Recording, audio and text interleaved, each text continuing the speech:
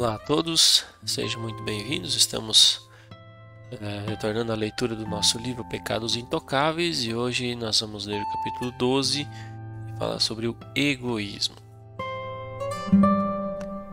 Recentemente fiquei chocado ao saber que um dos meus heróis teológicos do passado tinha pés de barro, ou seja, falhas visíveis de caráter.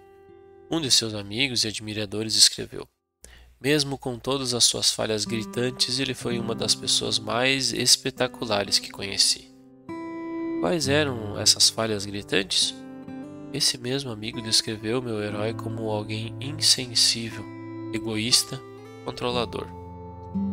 Essa deve ser uma advertência séria a todos nós. Podemos ser muito instruídos teologicamente ou ter um alto padrão moral, e mesmo assim, não exibir as qualidades graciosas do caráter cristão, que Paulo chamou de fruto do Espírito. Gálatas capítulo 5, versos 22 e 23. Ou de modo mais congruente com o assunto desse livro, podemos ser ortodoxos em nossa teologia e circunspectos em nosso padrão moral. E mesmo assim, tolerar em nossa vida alguns dos pecados aceitáveis que analisamos aqui. Acho que todos nós temos pontos cegos, falhas de caráter ou pecados sutis dos quais não temos consciência. Duvido que meu herói fosse deliberadamente insensível, egoísta e controlador. Essas coisas eram pontos cegos com os quais ele nunca lidou. Que Deus nos ajude a trabalhar com nossos pontos cegos à medida que vão surgindo, inclusive o egoísmo. Ao examinarmos o pecado do egoísmo, é bom começarmos com a verdade incontestável de que todos nós nascemos com uma natureza egoísta. Para confirmar isso, basta observarmos as criancinhas brincando juntas. Quantas vezes a mãe repete: Júnior, deixe o Zeca brincar com seu carrinho, ou Zeca, não agarre os brinquedos na mão do Júnior. À medida que o Júnior e o Zeca crescem, aprendem que essas atitudes claramente egoístas são inaceitáveis socialmente e que seu comportamento egoísta torna-se mais sutil. Embora o problema continue mesmo depois de nos entregarmos a Jesus, a carne continua a guerrear contra o espírito e o egoísmo é uma de suas manifestações. O egoísmo é um pecado trabalhoso de ser exposto, porque é fácil vê-lo nos outros, mas é difícil enxergá-lo em nós mesmos. Além disso, existem graus de egoísmo, assim como existem graus de sutilezas em suas manifestações. Há pessoas cujo egoísmo é rude e evidente. Gente assim não dá a mínima para a opinião dos outros. A maioria de nós, todavia, se importa com o que os outros pensam a nosso respeito. Nesse sentido, somos egoístas, mas gentis e refinados.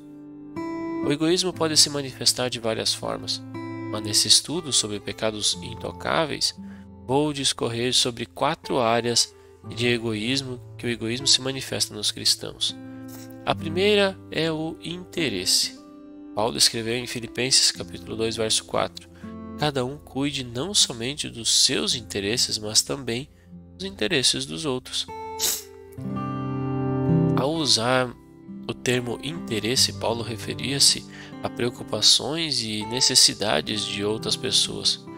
Contudo, esse termo será usado por mim em um sentido mais restrito, abrangendo somente as coisas nas quais estamos interessados. Quais são nossos interesses? Nesse estágio da vida, eu e minha esposa estamos interessados em nossos netos. Gostamos de falar sobre eles e exibir suas fotos aos amigos. O problema é que nossos amigos também gostam de exibir os seus netos. Quando nos reunimos, conversamos sobre os netos de quem? Claro que é sobre os netos de todos nós, se formos sensíveis aos interesses uns dos outros. Mas se nós ou outro casal não tiver sensibilidade, a conversa provavelmente será de mão única. Ou então, ficaremos esperando chegar a nossa vez para nos gabarmos, o que não demonstra qualquer interesse verdadeiro pelos netos dos amigos. Usei o exemplo específico dos netos só para ilustrar que somos tão propensos a nos interessar pelos nossos assuntos que mostramos pouco ou nenhum interesse pelas questões alheias. Nosso interesse talvez abranja o trabalho, o lazer ou outras coisas. Minha esposa gosta de fazer patchwork, trabalhos manuais com retalhos de tecido. É natural que ela e as amigas que gostam desse tipo de atividade conversem sobre seus últimos projetos quando se reúnem. Enfatizando, minha esposa precisa mostrar interesse genuíno pelo trabalho das amigas. E felizmente ela mostra, e não apenas pelos seus projetos. No momento, estou tentando escrever este livro. Tenho um interesse enorme por esse projeto. Assim, quando alguém me faz a típica pergunta sobre o que você anda escrevendo ultimamente, é fácil ficar empolgado e gastar um tempão falando sobre meu livro. No entanto, meu interlocutor tem seus próprios interesses, preciso ser sensível e indagar sobre outras coisas, trabalho, viagem, filhos, porque ele tem oportunidade de falar do que gosta.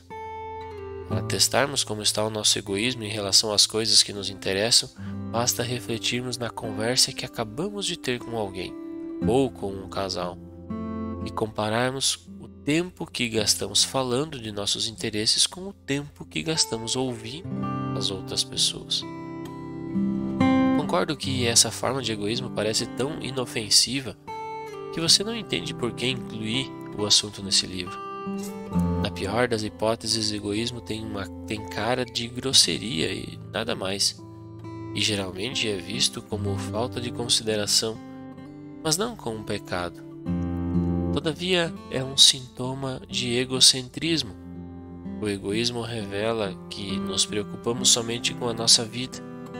Em 2 Timóteo capítulo 3, versos 1 a 5, Paulo faz uma lista de pecados bem nojentos que irão caracterizar os últimos dias, a época de hoje.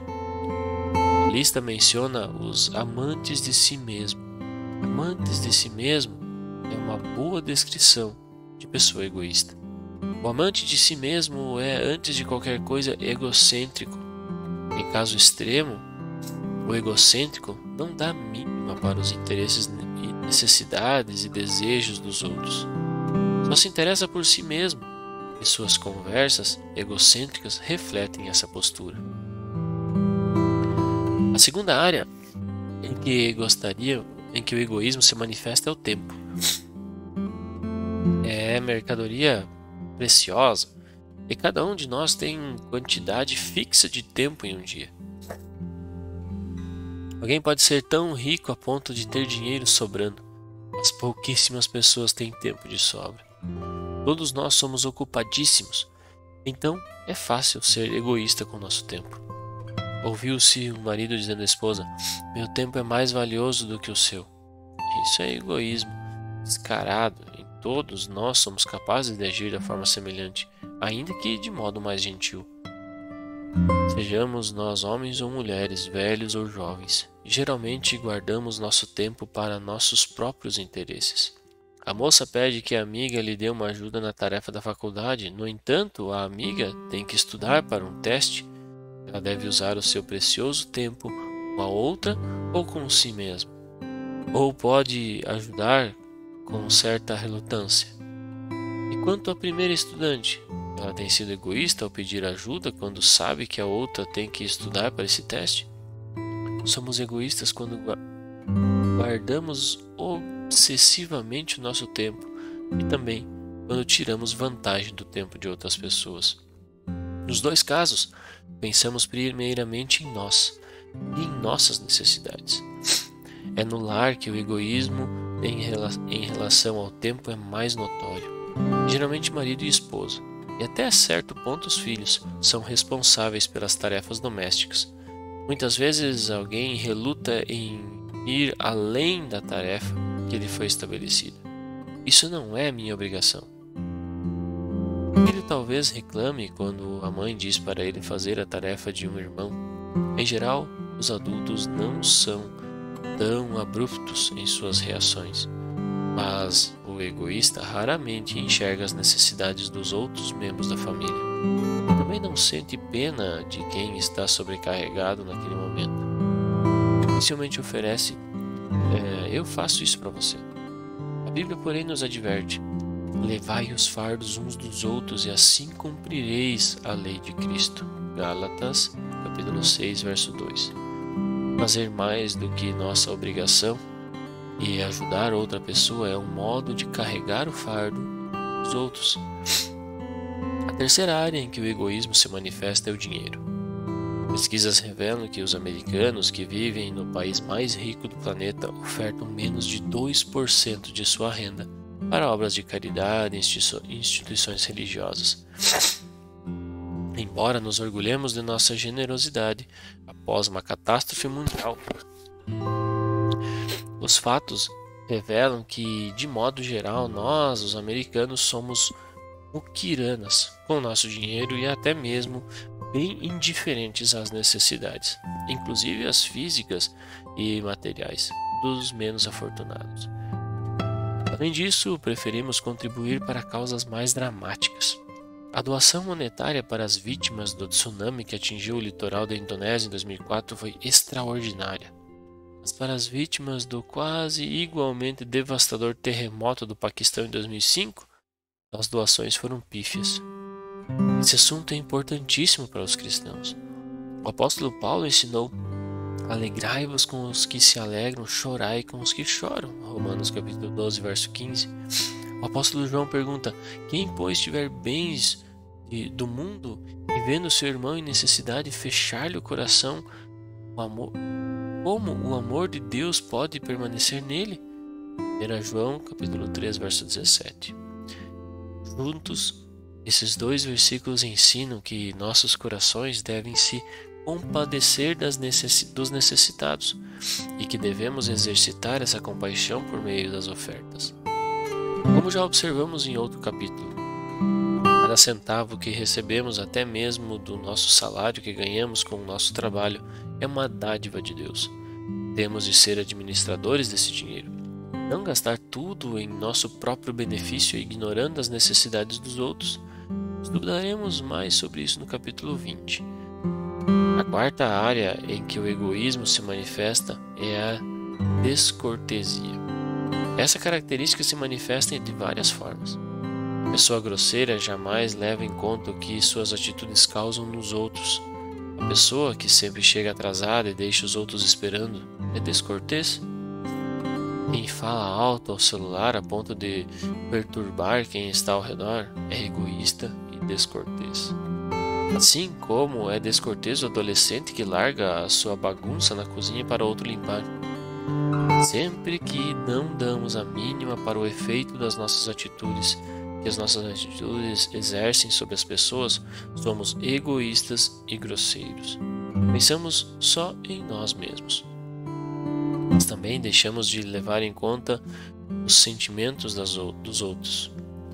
Muitos cristãos são grosseiros e até demais, com garçons e balconistas, ou no mínimo indiferentes aos seus sentimentos. Em vez de sermos rudes e indiferentes, podemos, sem nenhum gasto de energia, iluminar o dia de alguém com um simples obrigado. Da mesma forma que devemos cultivar o hábito de agradecer a Deus, devemos praticá-lo uns com os outros. Em casa, um simples muito obrigado dito a outro membro da família produz muito efeito. A pessoa cuja atitude é falo o que penso, doa quem doer, é egoísta e grosseira. Esse tipo de gente nem considera a possibilidade da outra pessoa sentir-se envergonhada, humilhada ou magoada. Sua única preocupação é dizer o que pensa. Devemos buscar não apenas nossos interesses, mas também os dos outros. Se ampliamos o significado de interesse e abarcarmos, como acho que Paulo fez, as necessidades e preocupações dos nossos semelhantes, veremos que a pessoa altruísta sempre equilibra suas necessidades e preocupações com as de terceiros. Por outro lado, o egoísta não é indiferente às necessidades alheias, como espera que a pessoa satisfaça suas necessidades e seus desejos. Essa forma de egoísmo é vista nos casamentos em que cada cônjuge acha que o outro deve atender às suas necessidades, e em que cada um não pensa em como servir o outro. Nosso maior exemplo de abnegação é o Senhor Jesus Cristo, que, embora fosse rico, se tornou pobre por amor a nós, para que, por intermédio de sua riqueza, nós nos tornássemos ricos. 2 Coríntios, capítulo 8, verso 9. Paulo nos incentiva a cultivar essa mesma atitude em Filipenses, capítulo 2, verso 5.